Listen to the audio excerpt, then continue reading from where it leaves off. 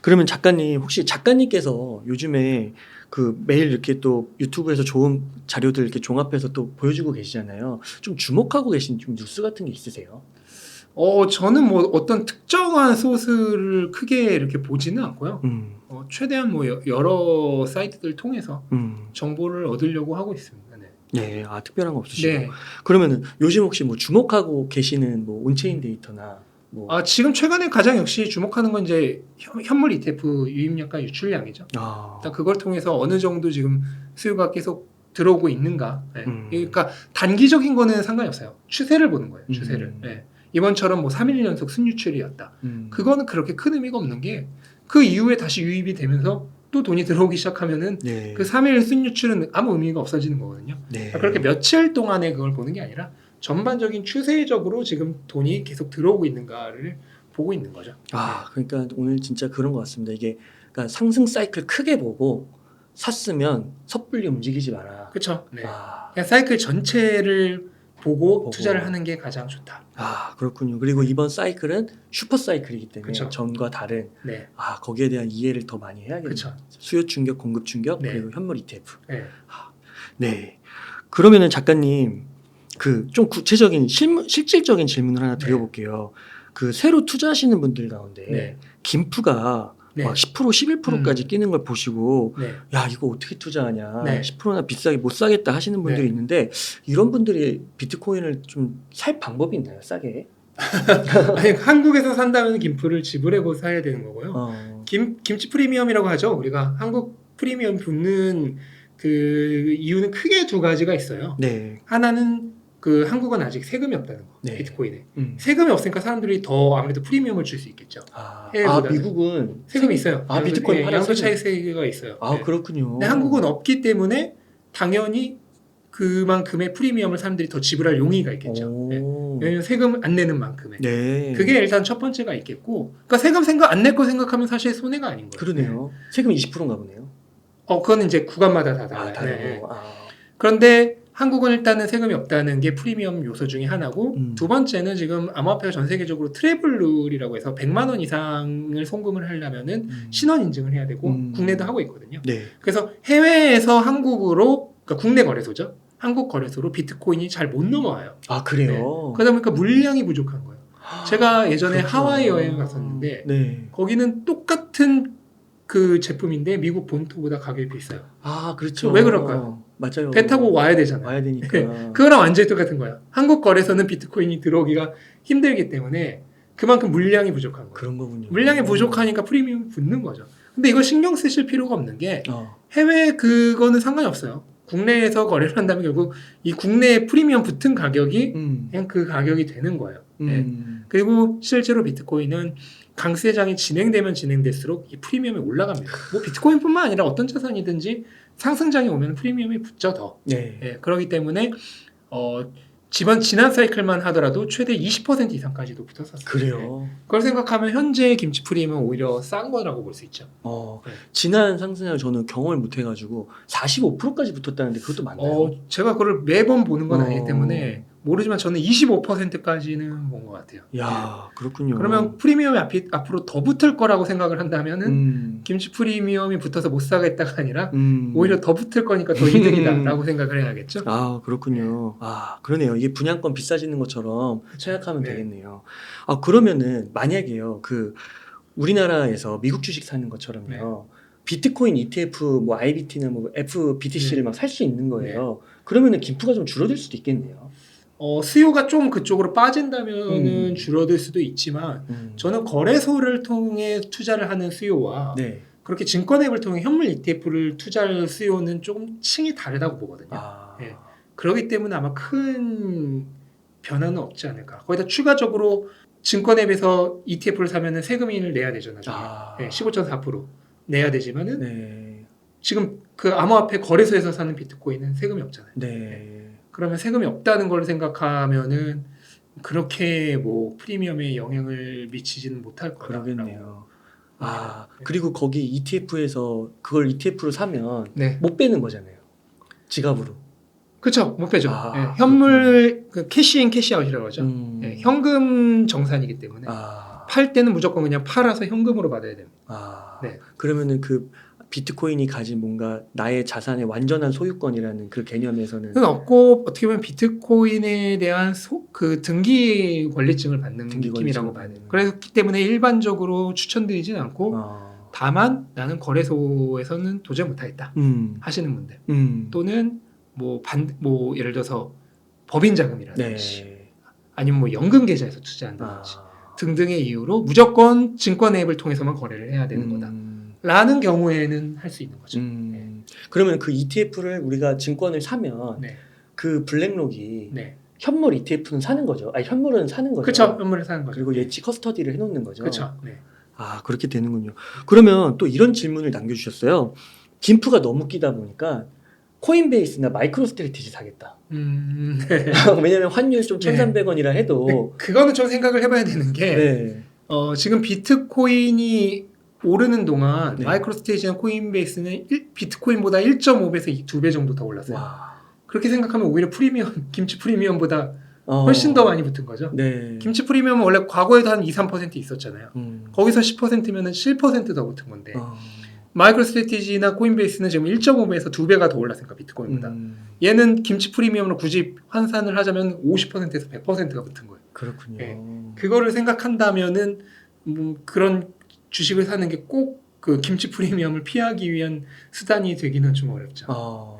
그러니까 그 혹시 보셨는지 모르겠는데 그 미국에서 트위터를 이렇게 보니까 그 마이크로 스트래티지랑 비트코인이랑 반반씩 섞는 전략 그런 거를 많이 말씀하시죠. 그거는 어떻게 보면은 일종의 레버리지예요. 레버리지인데 마이크로 스트래티지에만 투자를 하면은 변동성이 너무 심해지는 거죠. 그러니까 일정 비율 비트코인을 섞어서 그러니까 뭐 우리가 흔히 6대4 포트폴리오라 그러죠. 주식 6, 채권 4를 섞어서 어느 정도 해지를 하잖아요. 그런 것처럼 비슷하게 해지라는 거라 볼 수 있는데 문제는 주식, 채권 포트폴리오와는 다르게 비트코인, 마이크로 스트래티지는 같이 움직이거든요. 그러니까 그런 종류의 해지는 좀 안 되고 그냥 마이크로 스트래티지만 사면은 변동성이 비트코인의 1.5배에서 2배로 너무 크니까 그 변동성을 좀 줄이는 정도의 의미가 있는 거라고 볼 수가 있죠. 소액이라도 조금 담아놓는 건 어떻게 생각하세요? 나쁘지 않다고 생각을 합니다. 그렇군요. 특히 한국은 지금 현물 ETF가 안 되기 때문에 그 현물 ETF 대체제로서 좀 의미가 있다고 볼 수 있죠. 의미가 있다. 그렇군요. 그러니까 마이크로 스트래티지가 요즘 보니까 전환사채를 계속 발행해가지고요. 1%도 안 되는 엄청난 낮은 저리로 0.6 최근에 했던 게 0.6%인가 그러더라고요. 0.6%밖에 안 돼요. 그러니까 거의 뭐 그 엄청난 돈으로 계속 비트코인을 사더라고요. 근데 일각에서는 그 JP 모건은 보니까 이거 비투라고 그러면서 나중에 더 심한 시장 침체를 야기할 수 있다고 막 비판도 하더라고요. 그래서 마이크로 스트래티지의 이런 행보에 대해서 이게 좀 위험하다고 보시는지 아니면은 진짜 비트코인의 미래를 완전히 이해하고 이렇게 행동하고 있다고 보시는지 궁금합니다. 일단은 지금 마이크로 스트래티지 같은 경우에는 비트코인 가격이 한 5,000달러까지 떨어져야 청산이 되거든요. 빚을 이제 갚기 위해서 강제로 팔아야 되는. 5,000달러요? 지금 6만이. 그렇죠.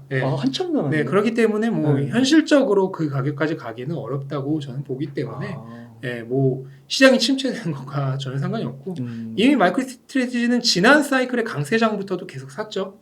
그리고 2022년에 그 엄청난 약세장도 다 버텼어요. 그렇기 때문에 뭐 마이크로 스트래티지가 계속 사는 거가 문제가 될 거라고는 좀 생각하기가 어렵죠. 그렇군요. 그러면 만약에 마이크로 스트래티지 이제 비트코인 가격이 진짜 막 30만 불 되고 막 이러면요. 뭐 마이크로 스트래티지 기업 가치도 그거에 비례해서 증가하고 불장에서는 프리미엄이 더 붙기 때문에 비트코인 상승한 것보다 더 오르겠죠. 진짜요? 뭐 비트코인이 여기서 예를 들어 5배가 오른다. 그럼 마이크로 스트래티지는 아마 10배는 오르지 않을까.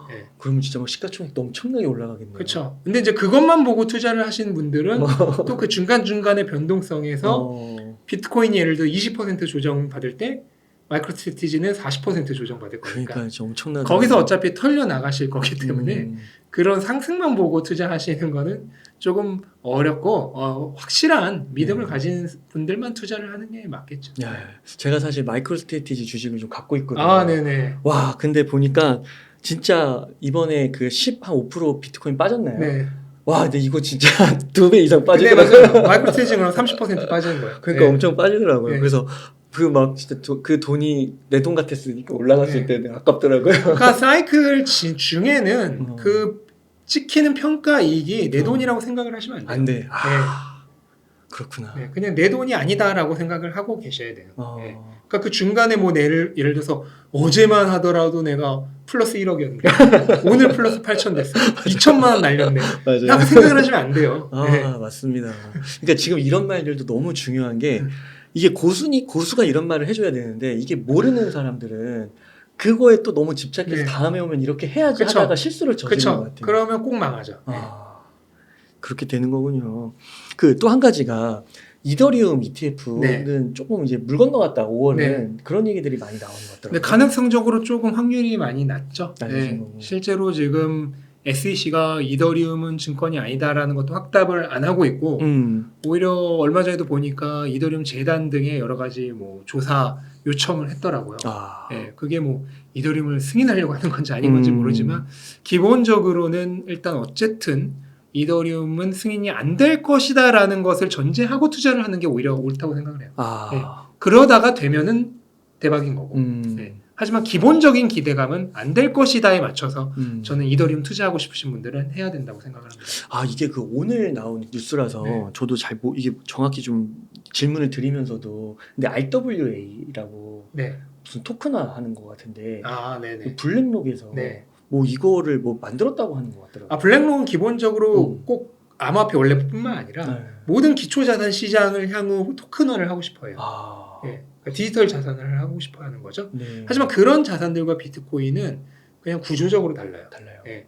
그런 자산들은 모두 실물 자산이 따로 있는 상태에서 그거에 대한 등기 권리증을 블록체인처럼 암호화폐처럼 만든 거예요. 네. 이거 의미가 없어요. 블록체인으로 거래한다고 해봐야 의미가 없어요.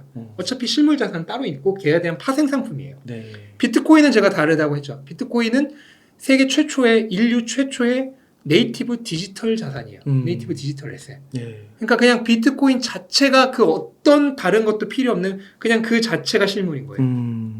실물에 대한 소유권이 아니라. 다른 것들은 제 아무리 금을 토큰화 블록체인에 올려서 토큰 해봤다가 의미가 없어요. 네. 어차피 금은 그 디지털로 못 들어가요. 네. 금은 따로 있고 이 금에 대한 권리증만 블록체인화한 거기 때문에 그건 의미가 없어요.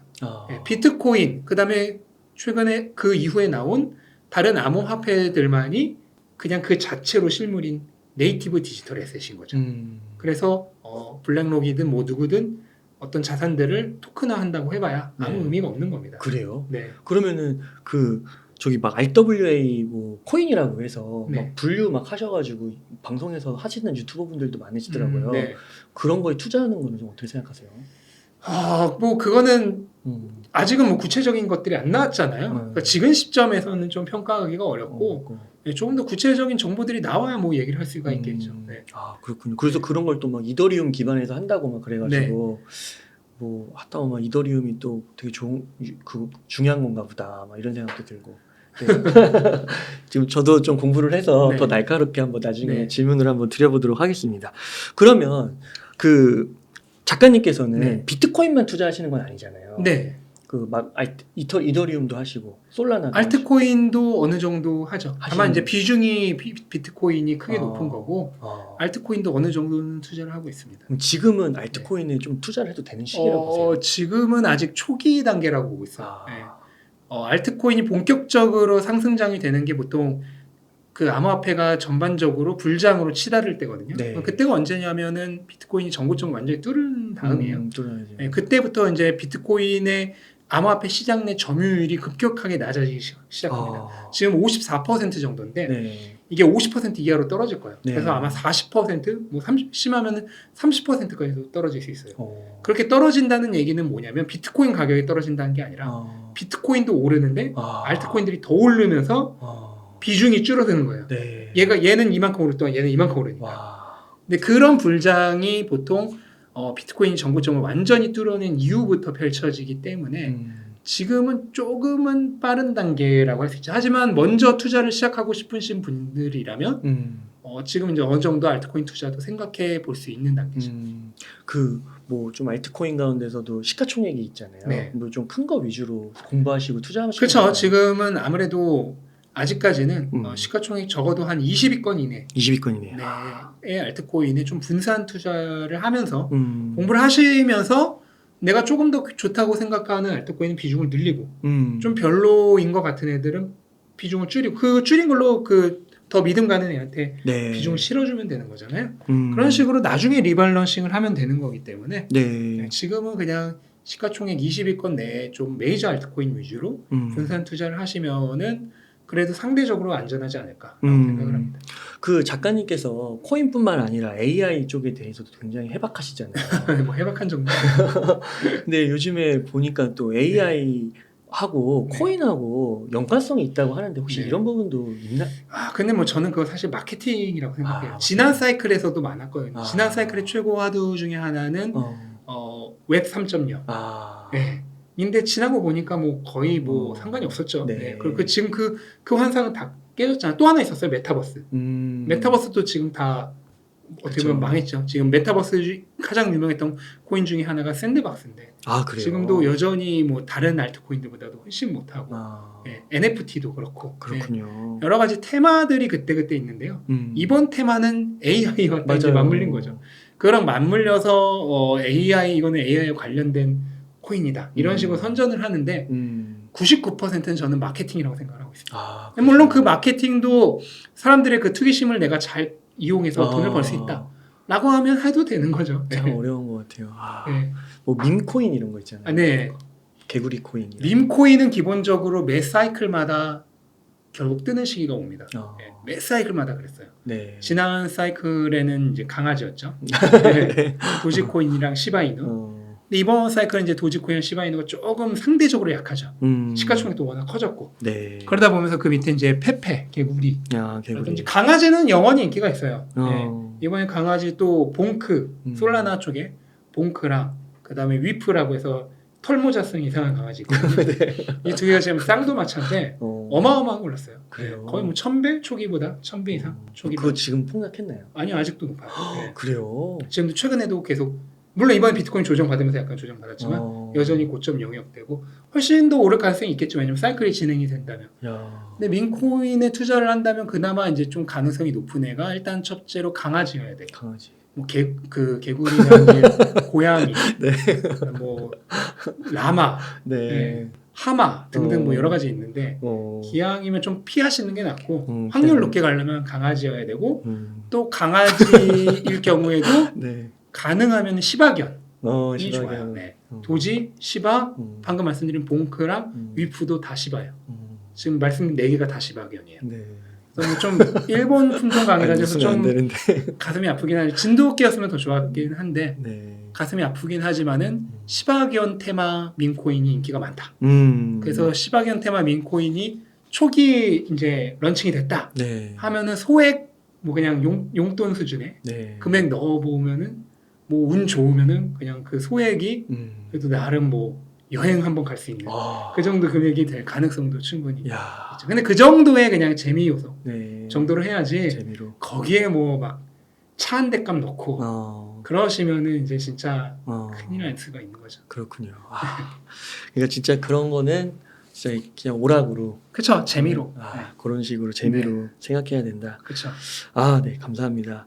그러면 작가님, 이제 또 제가 매번 출연하실 때마다 드리는 질문인데요. 지금 시점에서 또 한번 보셨을 때 한 1억 정도 여유 자금 있으면 어떻게 투자 전략을 세우면 좋을까요? 네, 지금 뭐 1억이라서 많이 올랐다고들 생각을 하시는데, 네. 제가 이번 시간 내내 말씀드렸다시피, 이게 이제 본격적으로 강세장으로 가는 입구입니다. 지금 그 입구에 들어가 있는 상황이기 때문에 여전히 투자의 기회는 많이 열려 있는 상태라고 생각을 하고, 그렇다면 지금부터도 효율적인 방법으로 진입을 생각해 보시는 게 좋겠고요. 가장 효율적인 방법은 너무 길게 잡지는 말고 한 2-3달 정도 기간을 잡고 분할 매수를 통해서 매일 똑같은 양을 사는 거죠. 그렇게 진입을 하신다면은 뭐 지금부터 진입하시는 분들도 분명히 굉장히 좋은 투자의 기회를 얻으실 수 있을 거라 생각을 합니다. 진짜 만약에 1억을 넣으신다고 생각하면은 진짜 한 달에 한 3천만 원씩 사서 3달. 그렇죠. 한 달에 하루에 100만 원씩 사는 거죠. 그렇게 3달 사면 거의 1억인 거죠. 그런 식으로 사시면 되죠. 그만큼 이제 상승장이 눈앞에 왔다. 네, 그렇죠.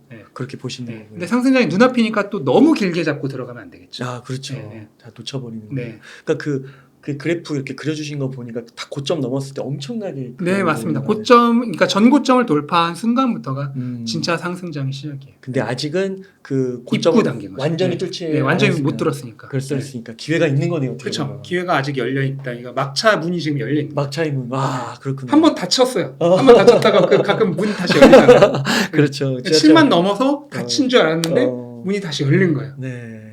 아, 너무 시간 끌면 안 되겠죠. 맞습니다. 네, 작가님 오늘도 너무 유익한 인사이트 이렇게 아낌없이 나눠주셔서 너무 감사드리고, 그럼 저희 끝으로 응달칠판 시청자분들을 위한 한 말씀 부탁드리겠습니다. 네, 2024년 정말 큰 기회의 한 해인데요. 이제 막 시작을 한 거고요.